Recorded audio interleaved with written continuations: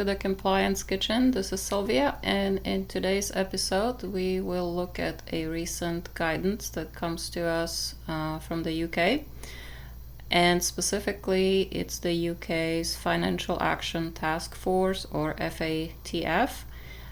They recently revised their standards to require countries, financial institutions, also designated non-financial businesses and professions, and also virtual asset service providers to identify, assess, understand, and mitigate their proliferation financing risks. So just kind of a little bit of a background on FATF, or the Financial Action Task Force. This is an intergovernmental body in the UK that was established in 1989 by the ministers of its member jurisdictions. The mandate of the FATF is to set standards and to promote implementation of legal, regulatory, and operational measures to combat money laundering, terrorist financing, and also financing of proliferation and other related threats to the integrity of the international financial system. FATF also works to identify national level vulnerabilities with the aim of protecting the international financial system from misuse. Now, the FATF has recommendations, and they set out a comprehensive framework of measures which countries should implement to combat money laundering and terrorist financing, and also proliferation of weapons of mass destruction financing activities. Countries have diverse legal, operational, and administrative frameworks, and of course different financial systems. So not every country can, of course, absorb all these measures to counter these threats, and the FATF recommendations therefore set an international standard which the countries should be able to implement through measures adapted to their particular circumstances. So the recommendations set out the essential measures to be identification of risks, development of policies, and domestic coordination. Countries should pursue money laundering, terrorist financing, and the financing of proliferation.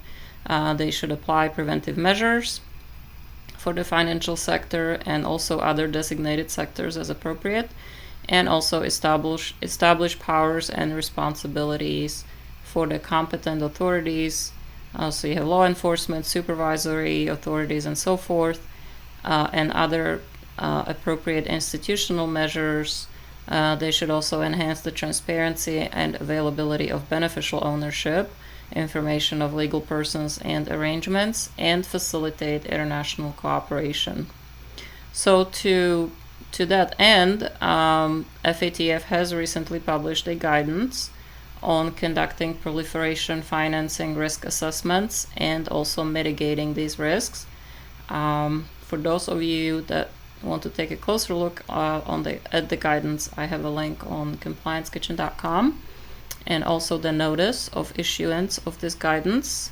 Kind of in a nutshell, the guidance includes an updated list of indicators of potential breach, non-implementation or evasion of proliferation financing, targeted financial sanctions, and is intended for broad use by the member countries, financial institutions, also non-financial businesses and professions, and virtual asset service providers. The notice tells us that the guidance builds on earlier engagement with stakeholders since 2018 and reflects the input from a public consultation from March of this year.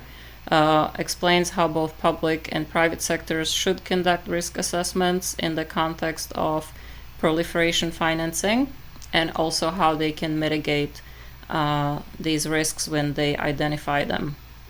The guidance stresses the importance of proper assessment and mitigation of proliferation financing risks by supervisors, financial institutions, and other entities, and it urges them to apply the guidance and the FATF standards requirements proportionately to the risks identified, so that they can avoid de-risking or financial exclusion.